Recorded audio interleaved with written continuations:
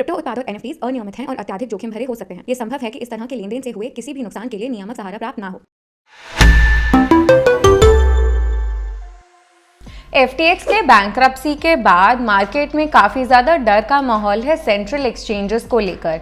And amid all of this proof of reserve एक concept निकल के आ रहा है जो काफ़ी पहले से एग्जिस्ट करता है। तो प्रूफ ऑफ रिजर्व्स ये कहता है कि आपको एज अ पार्टी और अ सेंट्रल एक्सचेंज ये प्रूव करना है, ये शोकेस करना है कि you hold the assets that you claim.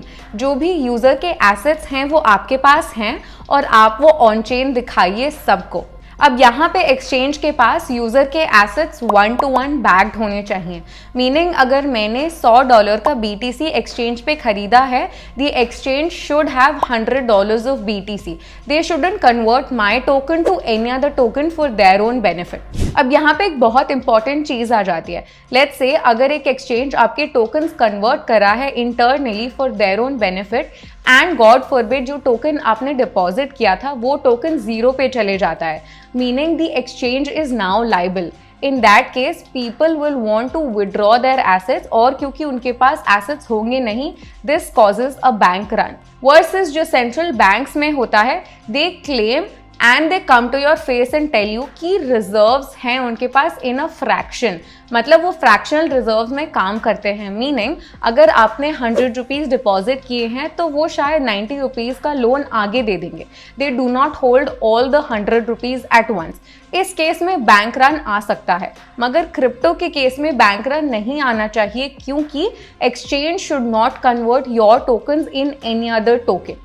और प्रूफ ऑफ रिजर्व्स ये बोलता है कि आप सबूत दीजिए कि आपके पास उतना पैसा है या नहीं। और ऑन चेन तो सबको पता ही है, सब कुछ ट्रांसपेरेंट है। ट्रांजैक्शंस आप बैक ट्रैक कर सकते हो, ट्रेस कर सकते हो कि कहाँ से पैसा आया और कहाँ गया। इसमें एक कॉर्नर केस या कुछ मल्टीपल कॉर्नर केस हो सकते हैं। लेट्स से अगर डेट है बहुत ज़्यादा किसी सेंट्रल एक्सचेंज के पास जो टोकन में नहीं है, that will not be reflected. तो टोकन में उनके पास रिजर्व्स तो हैं, मगर अगर डेट है in some other form and they're equalizing that, you will not get to know. And secondly, अगर उस exchange ने whale से या किसी और third party से लेके on chain वो transaction में दिखा दिया है बस for that instance, then even that does not serve the case. यहाँ पे वो सिर्फ proof दिखा रहे हैं and that is not really liable. So this way proof of reserves can help a certain way but not completely, since there's no visibility of liabilities. Proof of reserve without proof of liabilities is only half the picture.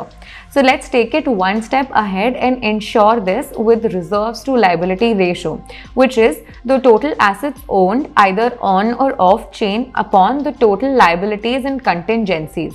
For example, if an exchange has $100 of assets held by users and liabilities amount to $150, then the reserve to liability ratio is 66%, which is quite low. A good risk management and customer protection practice is to have at least 100% R2L ratio.